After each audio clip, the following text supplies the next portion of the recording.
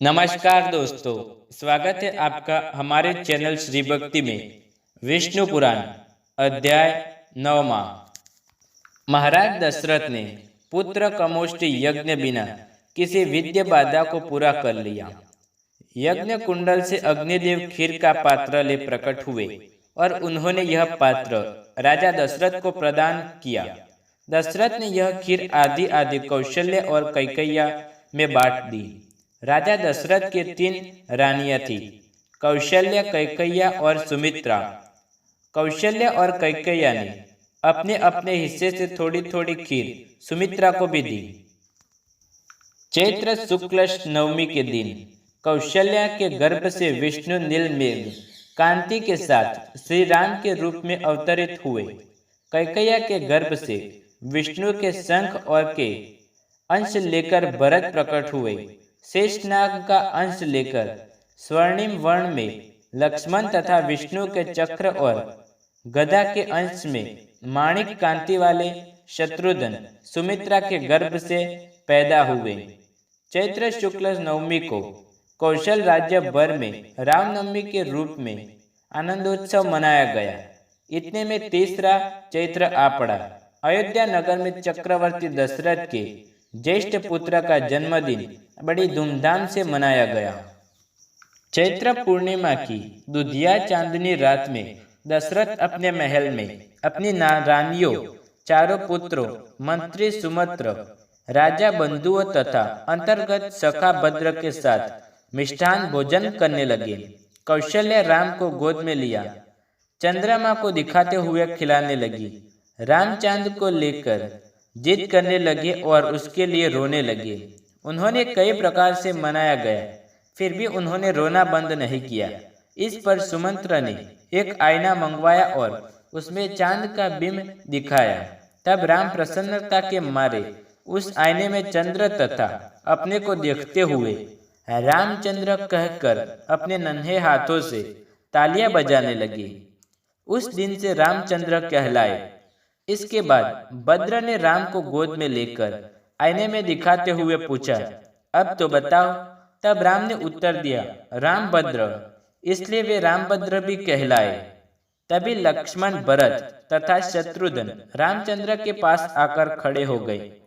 आईने में चांद का बिंब छत्र जैसा दिखाई पड़ रहा था और पूरा दृश्य रामचंद्र के राजाभिषेक जैसा प्रतीत हो रहा था। दशरथ के आनंद की कोई सीमा न रही।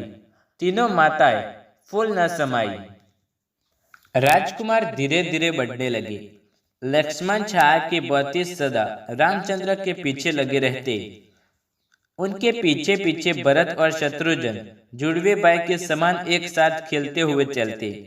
वैसे वे 4 भाई थे, पर वे सब मिलकर एक संपूर्ण रूप में दिखाई देते थे। चारों राजकुमारों ने ब्रह्मर्षि वशिष्ठ से सारी विद्याएं सीख ली।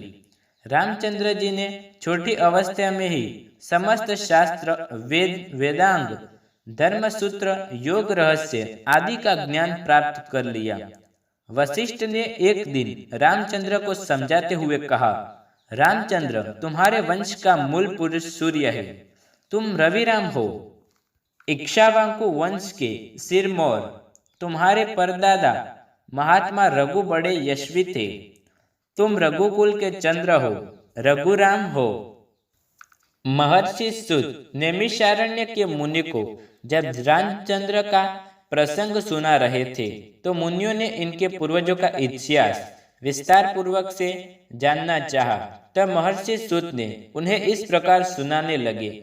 महाकल्प के प्रारंभ में विवस्त्र नाम से घृतिमान हुए सूर्य के पुत्र वैवस्त्र मनु हुए। वैवस्त्र मनु के इक्ष्वाकु आदि 10 पुत्र हुए। वे सब महान चक्रवर्ती हुए। उन सब ने इस पृथ्वी पर हजारों वर्षों तक राज्य किया।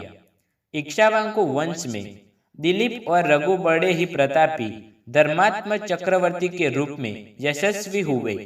महाराजा दिलीप ने सनातन प्राप्ति के लिए अपने कुल गुरु वशिष्ठ की सलाह मांगी।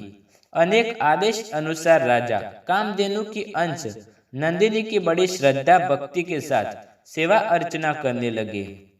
एक दिन महाराजा दिलीप नंदिनी को जंगल में चरा रहे थे। नंदिनी चरते चरते एक गुफा में चले गई। उस गुफा में एक सिंह था। उस सिंह ने नंदिनी को पकड़ लिया। दिलीप ने सिंह पर बाण चलाना चाहा, किंतु उनका हाथ रुक गया।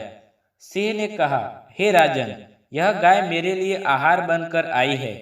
आपका मुझे मारना अधर्म होगा, इसलिए आपके हाथ रुक गए।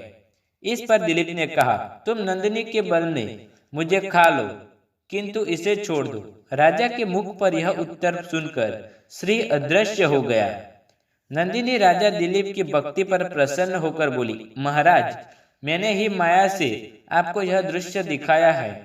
मैं आपकी भक्ति की परीक्षा ले रही थी। आप उस परीक्षा में सफल हो चुके हैं। संतान प्राप्ति का वरदान दे दिया। महाराजा दिलीप के पुत्र महाराजा रघु हुए।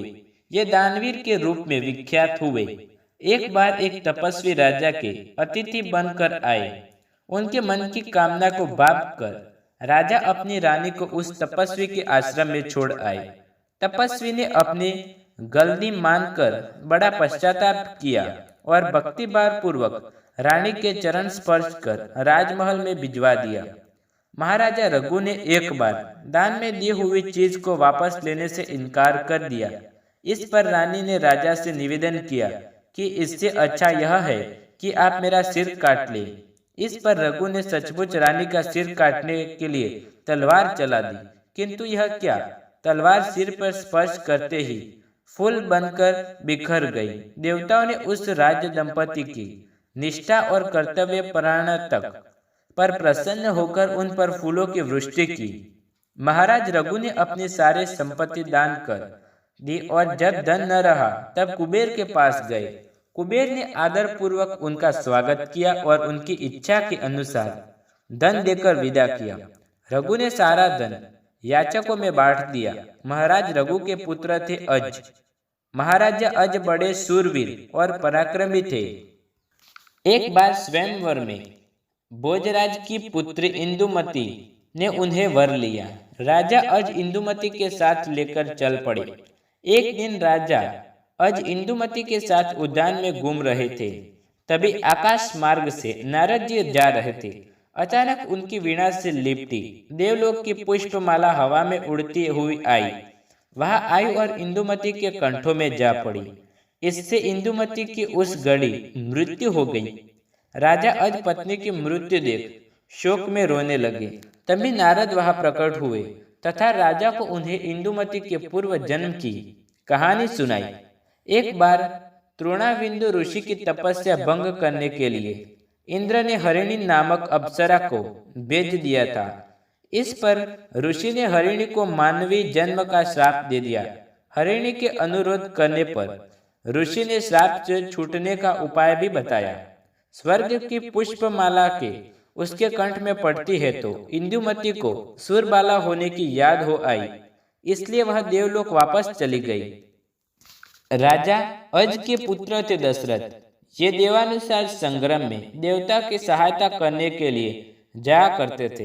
एक बार वे इंद्र की सहायता करने के लिए सभानुसार से युद्ध कर चल पड़े। राजा दशरथ के साथ कैकेयी भी युद्ध में चली गई। युद्ध करते समय दशरथ के रथ का पहिया निकल जा रहा था।